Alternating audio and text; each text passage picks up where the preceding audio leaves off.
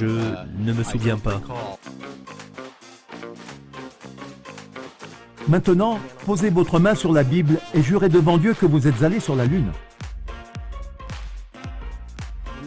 Levez un des voiles de la vérité.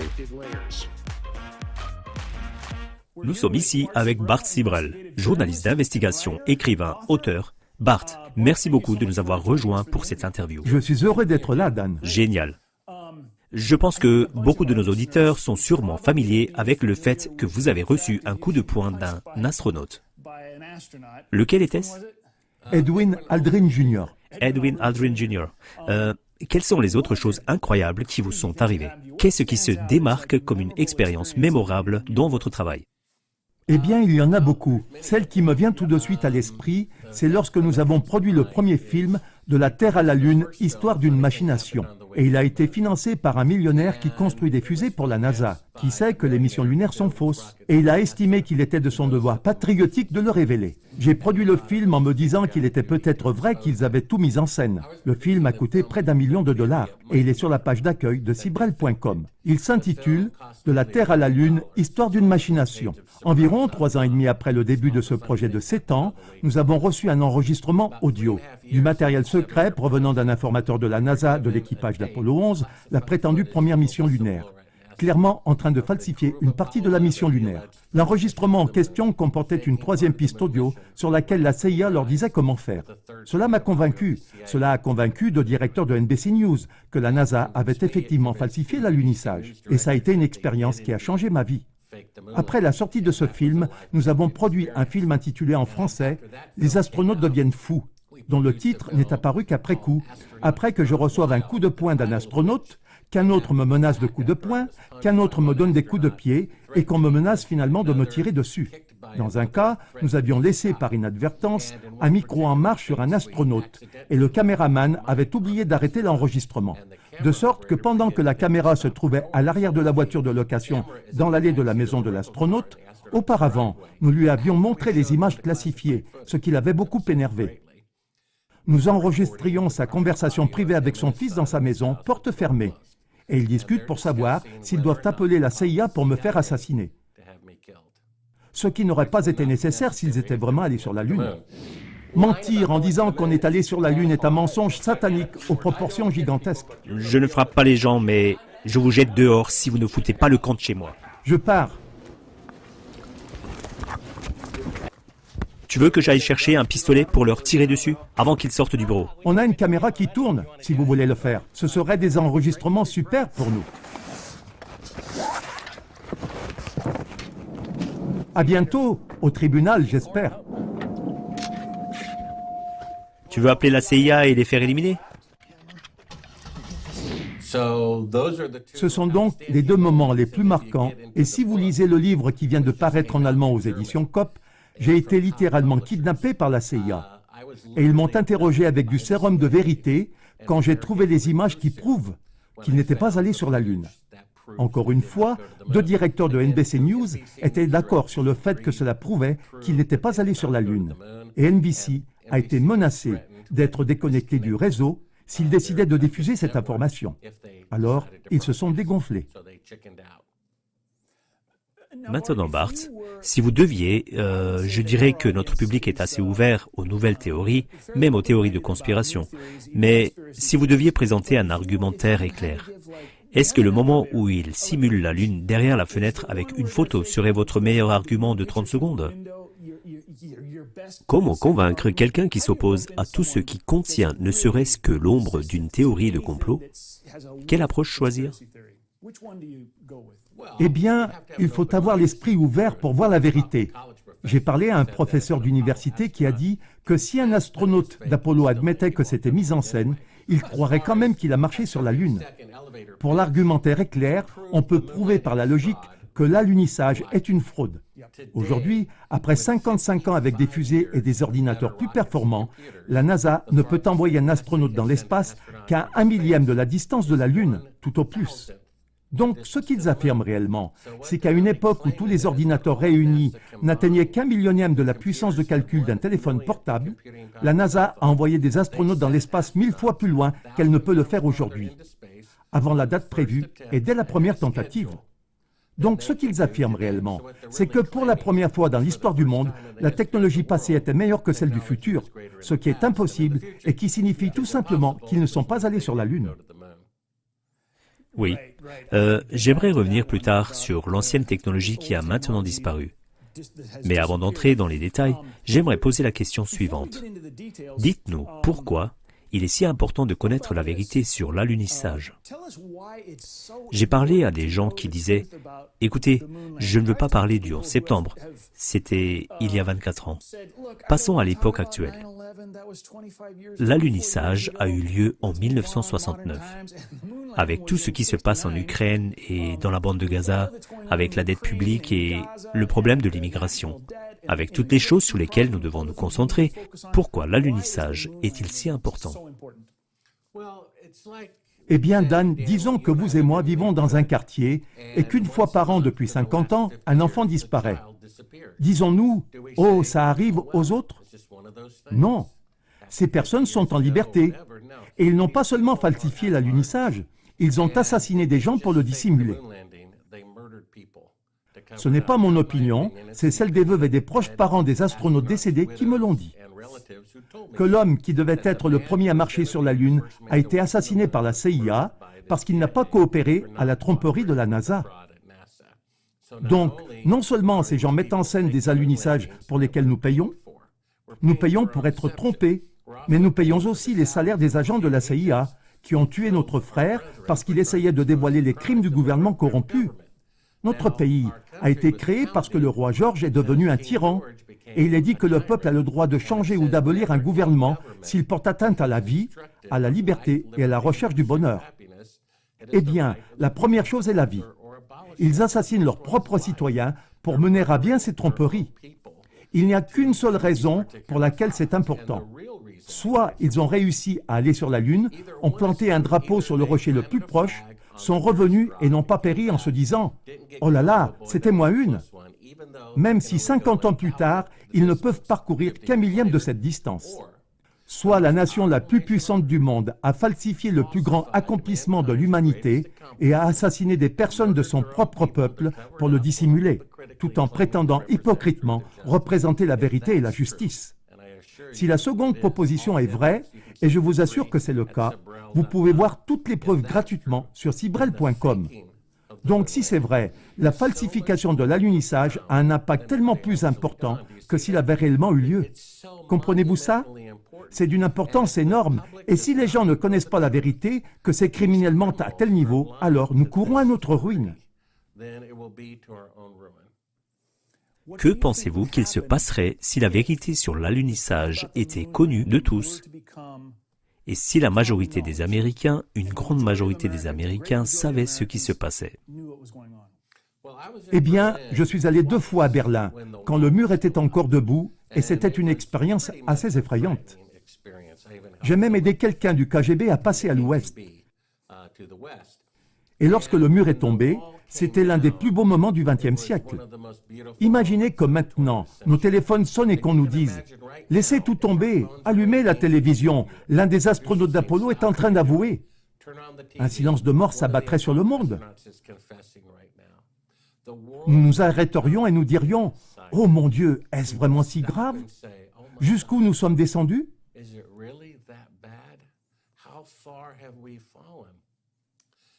Ils n'ont pas seulement falsifié l'alunissage, ils ont assassiné de nombreuses personnes pour le dissimuler. Nous avons même un témoin oculaire qui les a vus filmer sur la base aérienne en 1968 et qui a avoué avoir tué un autre travailleur sur la base aérienne de Cannon pour que ça reste secret. L'impact est tellement plus important que s'ils étaient réellement allés sur la Lune. Et la différence, c'est que peu importe qui a assassiné JFK et pourquoi, on peut faire porter le chapeau à différentes personnes. C'est toujours tragique. Il en va de même pour le 11 septembre. On peut changer l'auteur et les raisons. Cela reste tragique. En comparaison, c'est un mensonge positif, vous voyez? Et moi, je viens pour leur enlever ce bonbon sucré pour leur dire la mère vérité. Maintenant, le public et même ceux qui font des podcasts et qui prétendent être contre la corruption défendent les auteurs de tous ces crimes. Trump peut dire la vérité sur John F. Kennedy et Bob Kennedy et Martin Luther King. Mais s'il n'admet pas la vérité sur la tromperie de l'alunissage, alors l'État profond a gagné et il est complice. Donc, s'il veut gagner le soutien du public pour réformer le gouvernement, s'il veut faire le ménage dans la maison, il n'y a pas de meilleur moyen, selon le directeur de NBC News, que de montrer au public à quel point les choses ont empiré en révélant la tromperie sur l'alunissage. Après cela, les républicains et les démocrates diraient « Nous ne savions pas que c'était si grave ».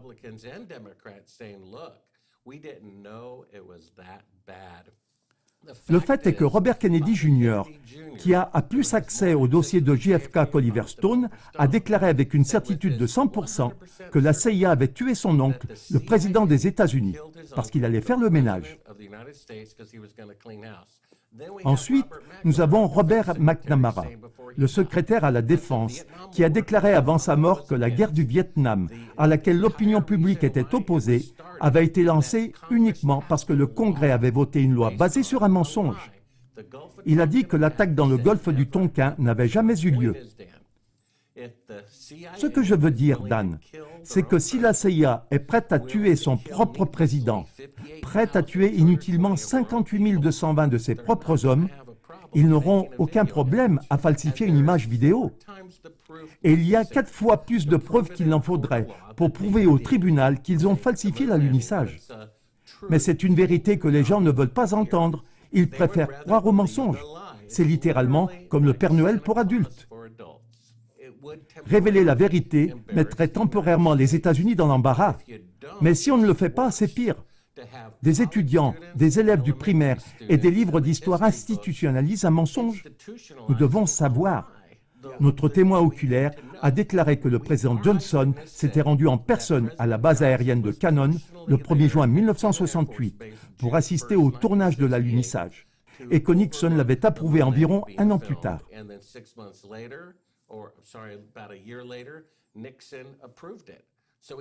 Il y a donc des présidents républicains et démocrates qui soutiennent ce mensonge épouvantable et arrogant.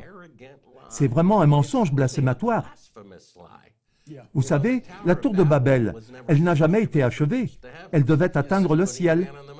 Qu'est-ce que cela signifie d'amener un homme sur la lune? Atteindre le ciel? Un écrivain célèbre a dit de la tour de Babel, « Le monument de leur orgueil est devenu le mémorial de leur folie. Il était inachevé. » Le Messie a dit, « Construire une tour et ne pas l'achever, c'est se proclamer fou. » Et puis mon film, encore une fois, sur le site cibrel.com. Après, nous y montrons le Titanic, et ils ont écrit, Dan, « Le navire que Dieu lui-même ne pourrait pas couler. » Et puis Richard Nixon, même s'il savait qu'il n'était pas allé sur la Lune, a quand même dit, « Mettre un homme sur la Lune est la deuxième plus grande réalisation après la création de l'univers par Dieu. » C'est une vérité importante. C'est tellement grave que l'humanité ait simulé l'atterrissage sur la Lune. Si on ne dit pas la vérité, on ne guérira jamais de ce cancer.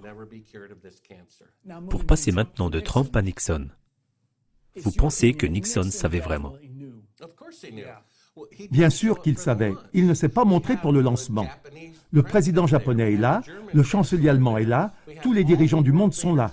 Sauf le président des États-Unis, qui a eu peur de se montrer et de se faire photographier en train de serrer la main de Neil Armstrong, parce qu'il aurait pu être pris en flagrant délit et que cela aurait été encore plus grave.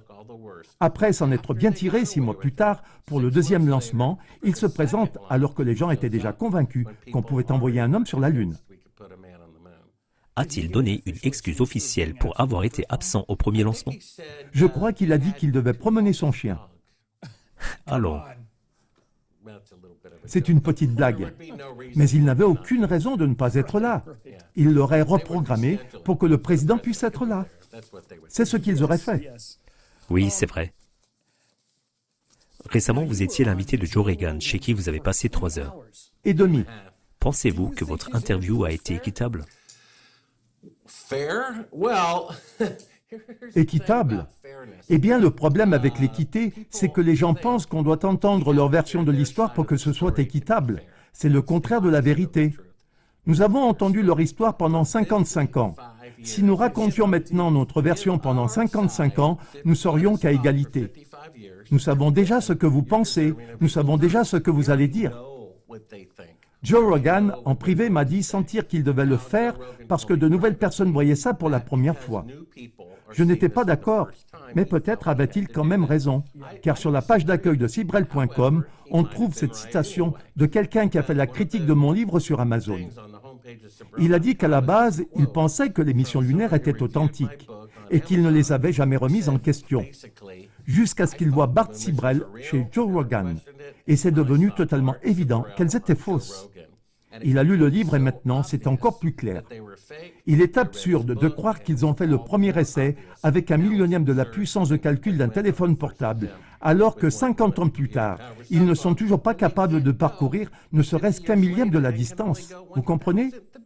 C'est comme si on disait que Lindbergh avait parcouru 3000 miles au-dessus de l'Atlantique en 1927, mais que 50 ans plus tard, en 1977, un avion ne peut plus parcourir que 3 miles. Réalisez-vous que 10 ans après l'explosion de la première bombe atomique en 1945, les bombes atomiques étaient 1000 fois plus puissantes?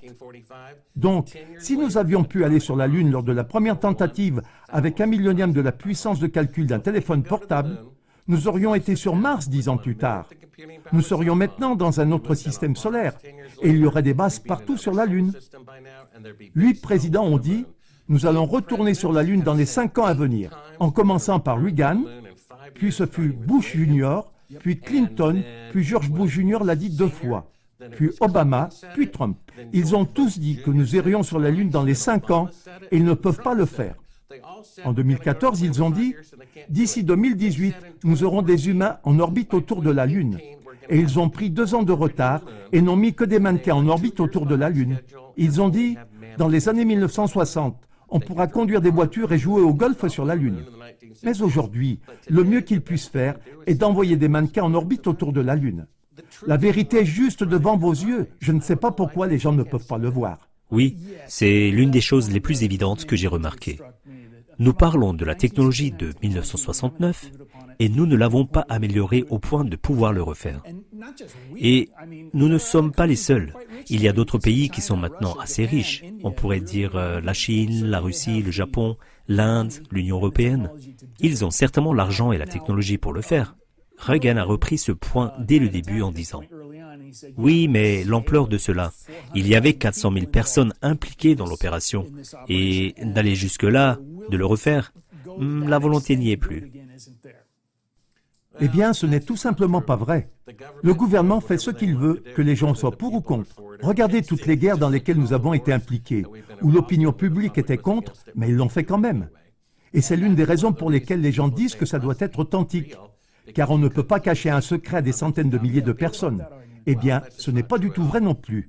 La bombe atomique était le plus grand secret de la Seconde Guerre mondiale. Elle a nécessité la participation de 129 500 personnes. Et seules 8 d'entre elles savaient ce qu'elles étaient en train de construire. C'est comme si vous disiez que la Bank of America compte 500 000 employés de guichet. Mais pensez-vous vraiment que ce que ces employés savent de la corruption dans leur banque est identique à ce que sait leur PDG?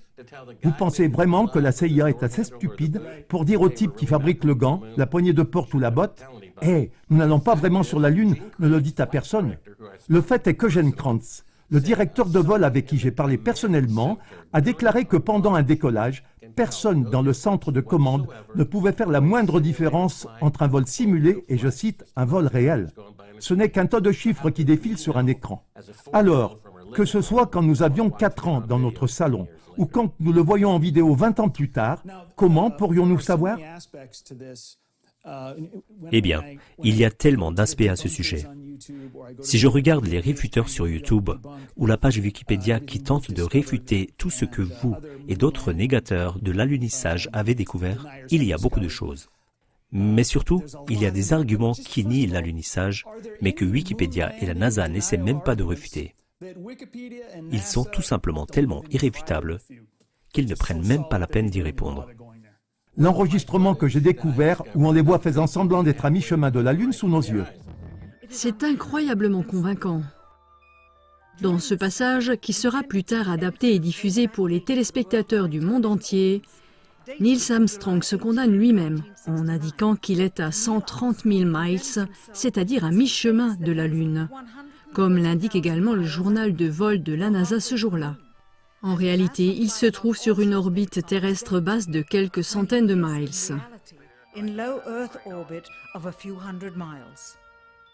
Bien reçu, Houston. Apollo 11 appelle d'une distance d'environ 130 000 miles. Dans un autre passage qui devait également être diffusé après vérification, Neil Armstrong explique à tort aux téléspectateurs comment l'enregistrement a été réalisé, en tenant l'objectif de la caméra contre la vitre, comme cela devait être le cas s'il se trouvait à la distance indiquée de la Terre.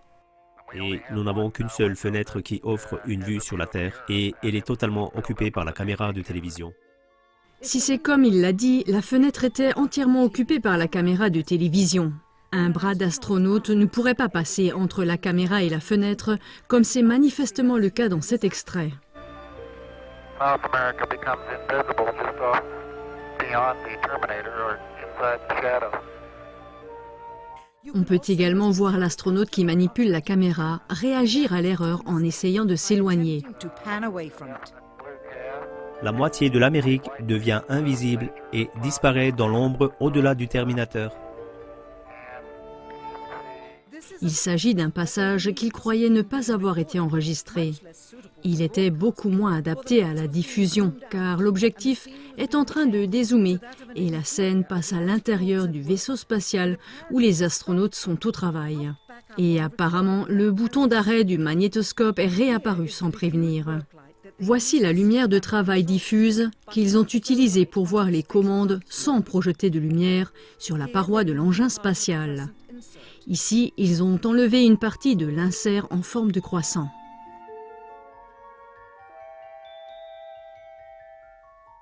Finalement, le diaphragme est ouvert et on peut voir l'emplacement réel de la caméra et la Terre très lumineuse et proche à travers la fenêtre. Deux directeurs de l'information de NBC étaient d'accord pour dire que cela prouvait qu'ils n'étaient pas sur la Lune. Ils m'ont fait venir en avion à New York, m'ont logé au Waldorf Astoria et m'ont payé des milliers de dollars pour obtenir le droit exclusif de diffuser l'histoire dans tout le pays. Les alunissages sont faux. Ils ont reçu un appel de menace du gouvernement, puis se sont rétractés. Même mes détracteurs étaient d'accord que c'était l'équipage d'Apollo 11 qui prétendait être à mi-chemin de la Lune. Pour quelle autre raison prétendrait-il être à mi-chemin de la Lune alors qu'il ne pourrait même pas parcourir la moitié du chemin, ni même quitter l'orbite terrestre? Et quelle surprise, 50 ans plus tard, ils ne peuvent toujours pas quitter l'orbite terrestre, et c'est pourquoi les mannequins sont en orbite autour de la Terre. Il y a plusieurs raisons à cela. La fusée n'avait pas assez de carburant. Nous avons les publications originelles de Wernher von Braun, dans lesquelles il dit qu'il est impossible d'aller sur la Lune avec une fusée. Il faudrait au moins 3 missiles, chacun plus haut que l'Empire State Building et pesant chacun 800 000 tonnes. La Saturn V ne pesait que 2500 tonnes au lieu de 800 000 tonnes, soit une différence de 30 000% multipliée par 3. Elon Musk a une fusée qui est environ 3 ou 4 étages plus haute que la Saturn V, et avec cette fusée, a-t-il dit, on ne peut aller que sur l'orbite terrestre. Il faut faire le plein de carburant au moins 8 fois pour aller sur la Lune. Or, ce n'est pas ce qu'ils ont fait. Et puis mon livre Moonman contient 17 clips vidéo interactifs que vous pouvez maintenant voir sur Sibrel.com.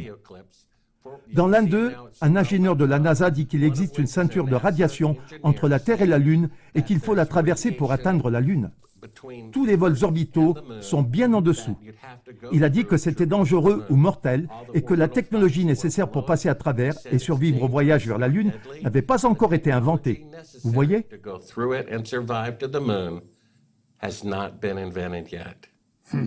Je m'appelle Kelly Smith et je travaille sur la navigation et le pilotage pour Orion. Notre objectif est d'atteindre une altitude de 3600 miles au-dessus de la Terre, 15 fois plus haut que la Station spatiale internationale. En nous éloignant de la Terre, nous allons traverser la ceinture de Van Allen, une zone de radiation dangereuse.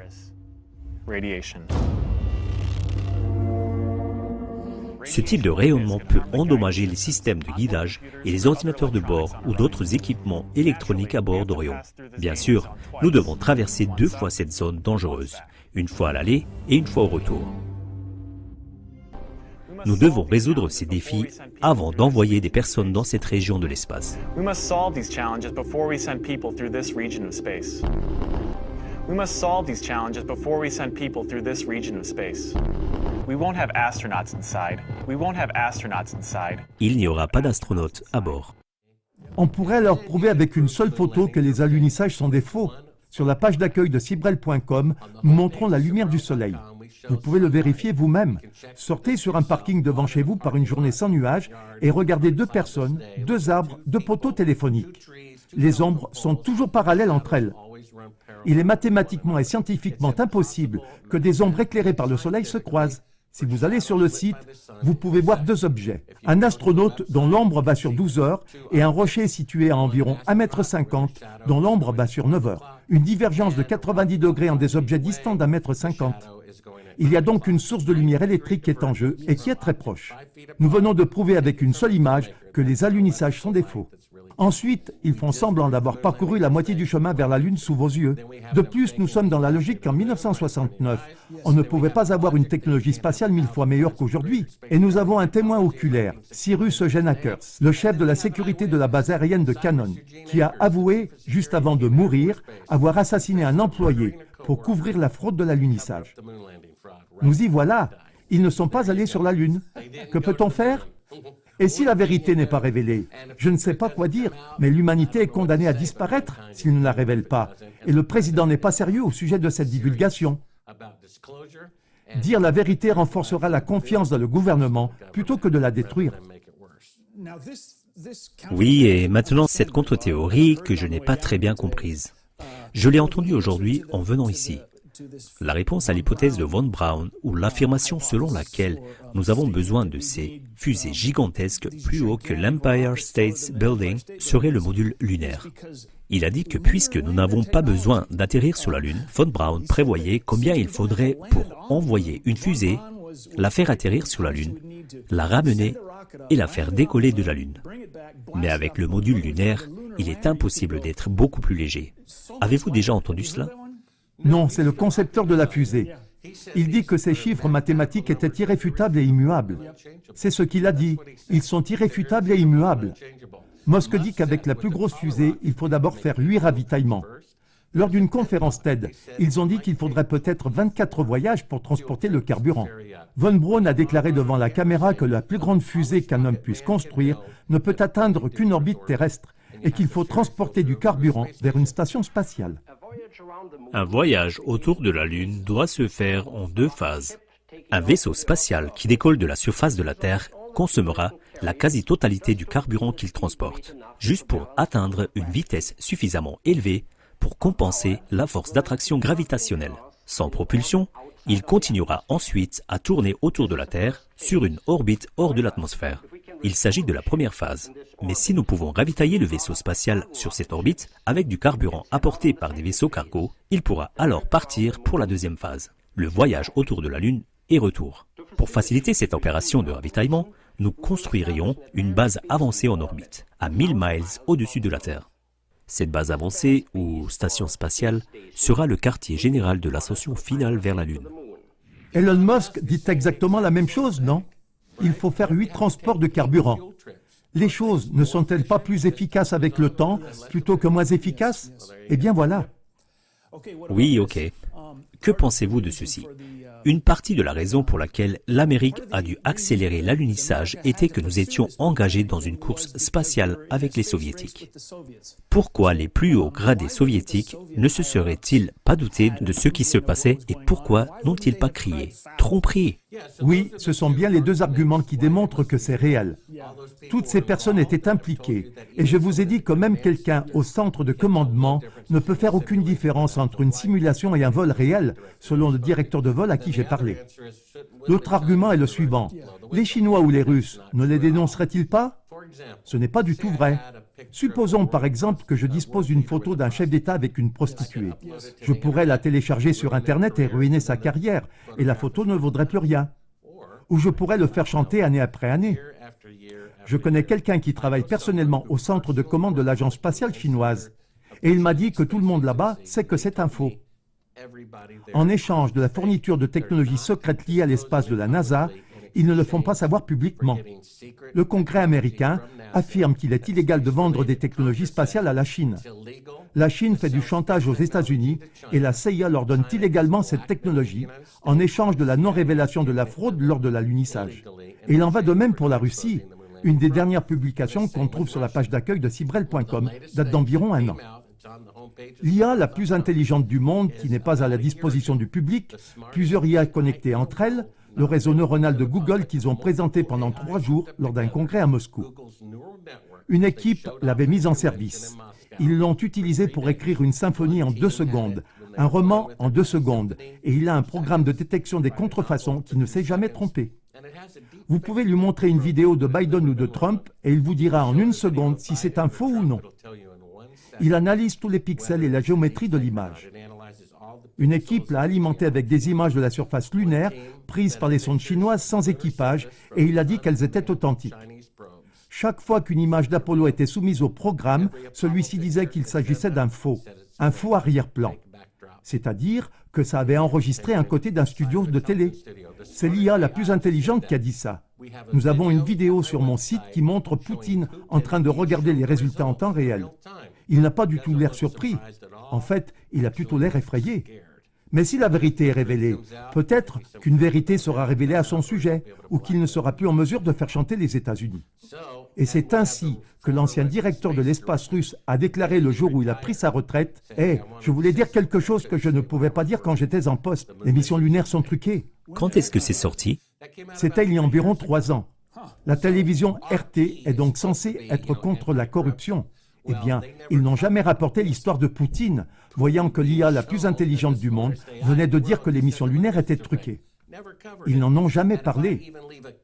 Et si je laisse un commentaire dans un autre article sur l'IA, et l'IA dit que devant Poutine, que les missions lunaires sont truquées, il sera supprimé.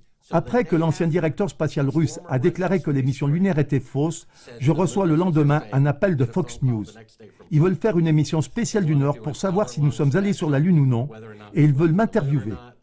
Et ils disent « Écoutez, monsieur Sibrel, nous n'avons pas lu votre livre, nous n'avons pas vu vos films, et même si nous trouvons des preuves concluantes que les missions lunaires sont fausses, l'émission conclura qu'elles sont authentiques pour apaiser les gens. » C'est donc ce qu'on vous a dit avant de vous interviewer.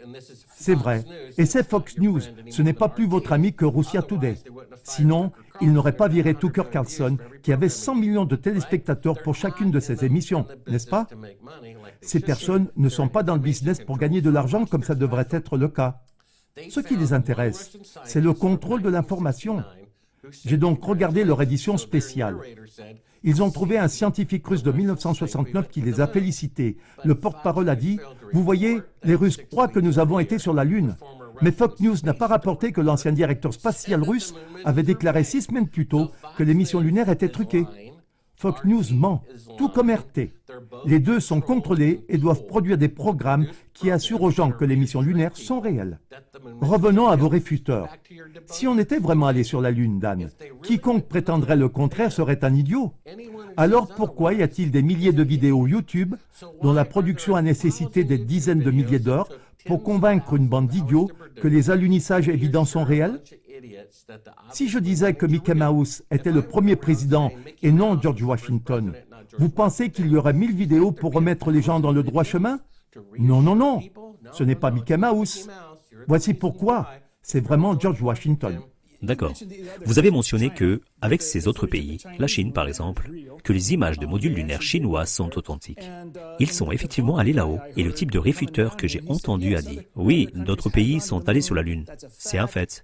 C'est juste qu'il n'y a pas eu de vol lunaire habité depuis. » C'était quand, notre dernier vol? 1971? 1972. Mais ils ont envoyé des tortues, des araignées et je ne sais quoi d'autre vers la Lune. C'est vrai ou c'est des conneries?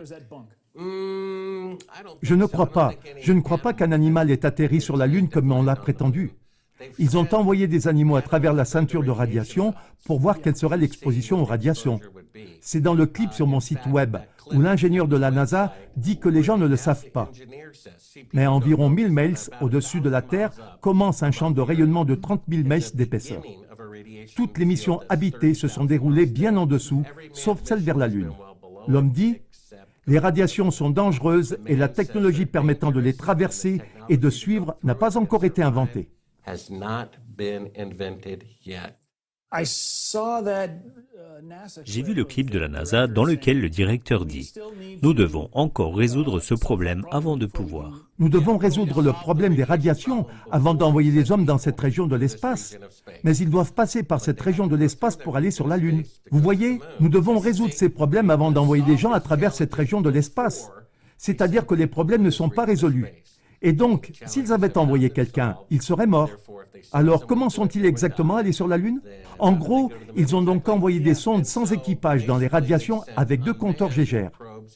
Ils devaient déjà savoir qu'elles ne sont pas mortelles s'ils sont allés 6 fois sur la Lune pour s'y promener et 2 fois de plus pour y retourner en orbite, et ils les ont ramenés.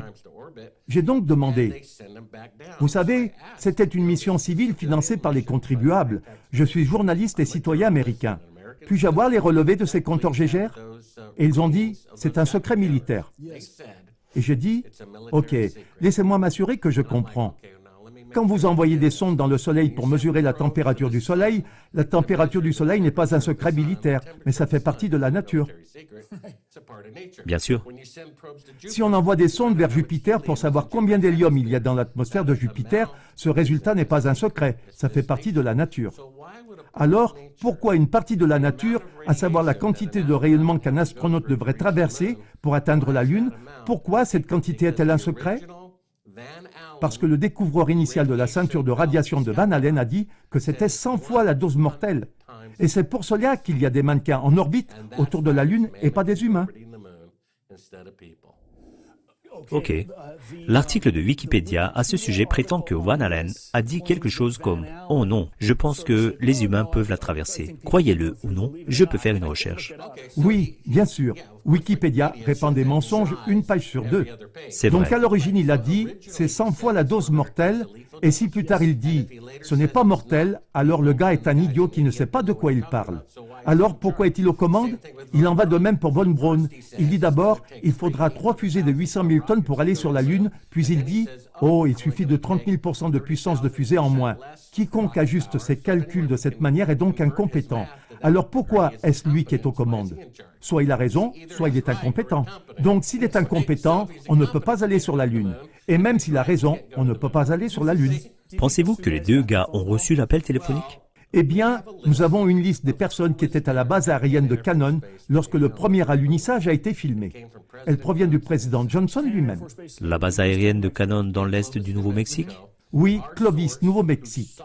Notre source qui les a vus filmer le faux alunissage était le chef de la sécurité de la base la plus sûre de l'Air Force.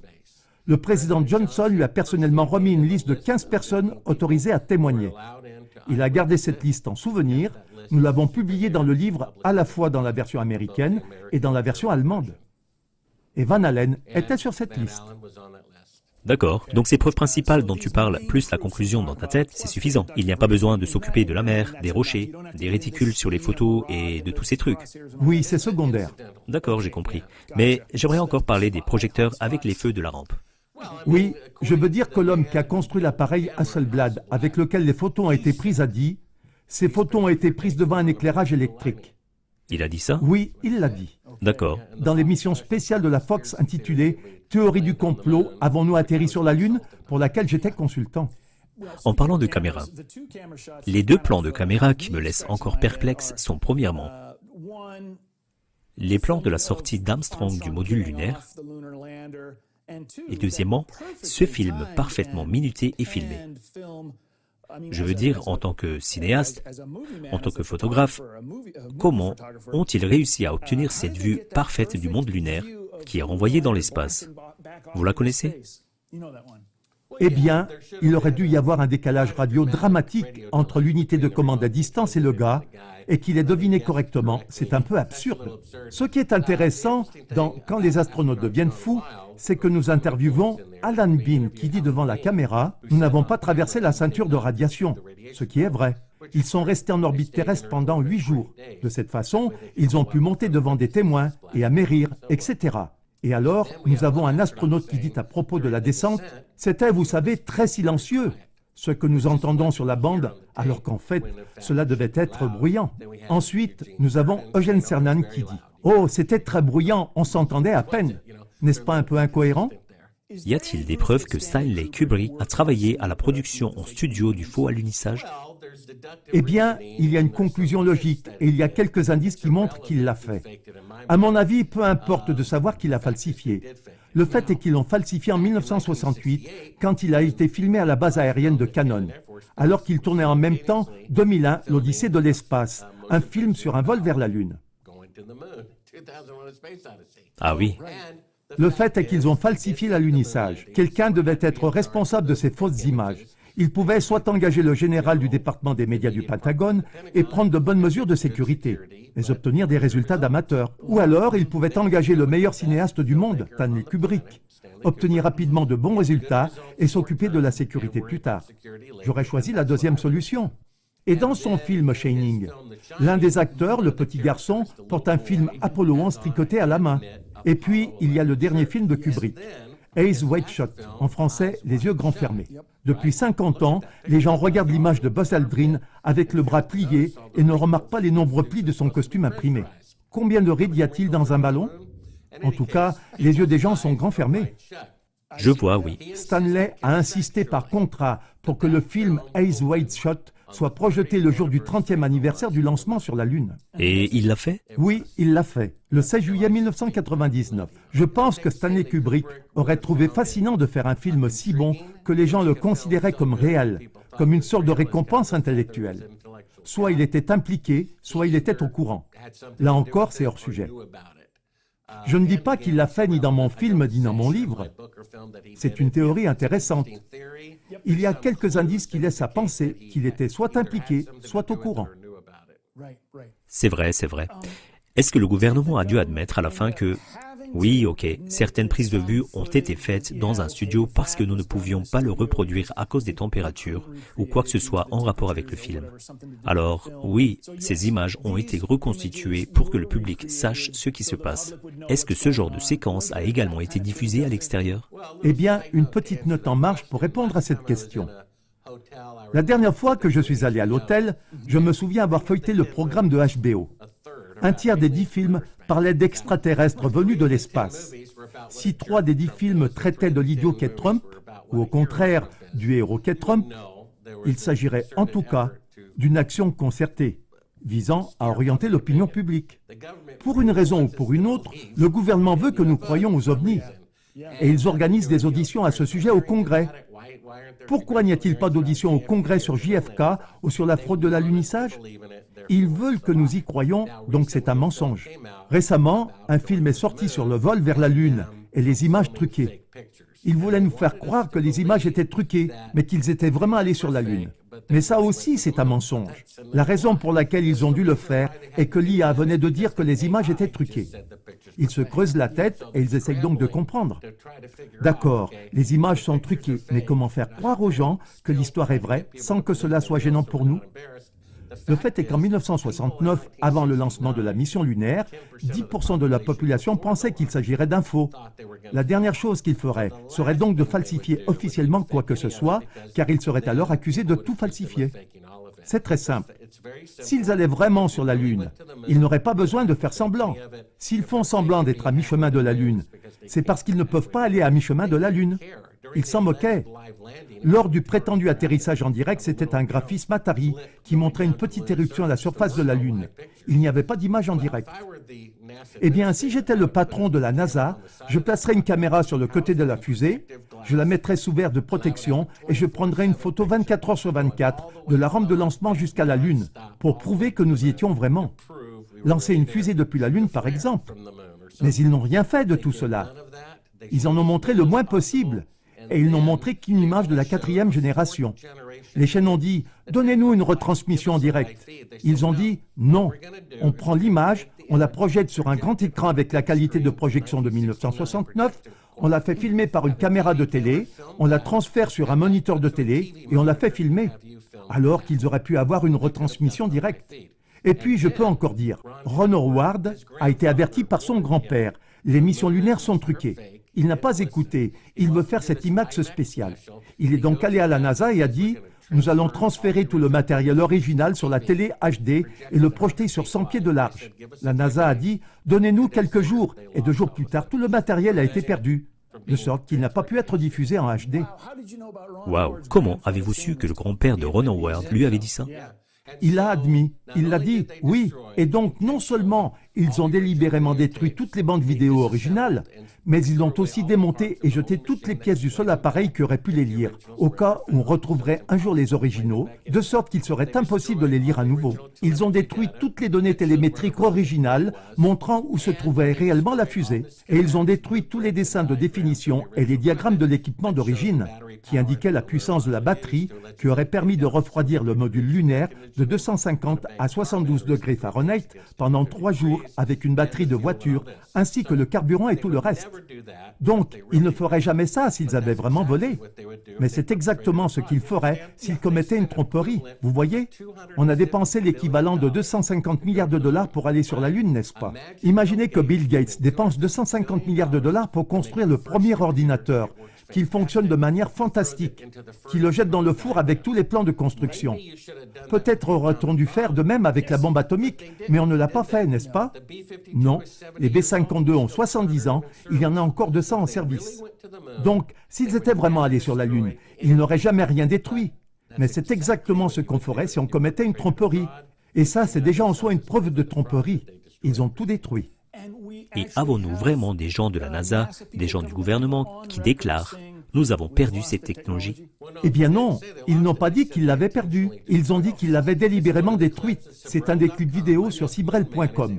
L'un des liens est celui de leurs propres astronautes de la NASA qui disent « Nous avons détruit cette technologie ». Je retournerai sur la Lune en une nanoseconde. Le problème, c'est que nous n'avons plus la technologie pour le faire. Nous l'avions autrefois, mais nous l'avons détruit, et la reconstruire est un processus douloureux. Pourquoi détruire quelque chose qui coûte 250 milliards de dollars alors qu'ils ne veulent même pas détruire la technologie de la bombe atomique? Vous voyez qu'ils l'ont fait pour couvrir la tromperie. Waouh, ok. Eh bien, je pense que nous allons conclure juste ici. Bart Sibler, avez-vous des pensées finales? Et ensuite, pouvez-vous nous rappeler vos livres et l'endroit où chacun peut vous trouver? Bon, si c'est pour la télé allemande, Bien sûr. la voici, la version allemande de Moonman, parue aux éditions Coop. C'est l'histoire d'un vrai cinéaste qui est sur la liste noire de la CIA. Elle est disponible maintenant en allemand, en version reliée. Et vous pouvez aller sur le site Cybrel.com et voir le témoignage de la confession sur le lit de mort. Vous trouverez tout cela sur le site Cybrel.com. D'accord. Eh bien, merci pour votre temps. Vraiment, ça a été un plaisir et un honneur.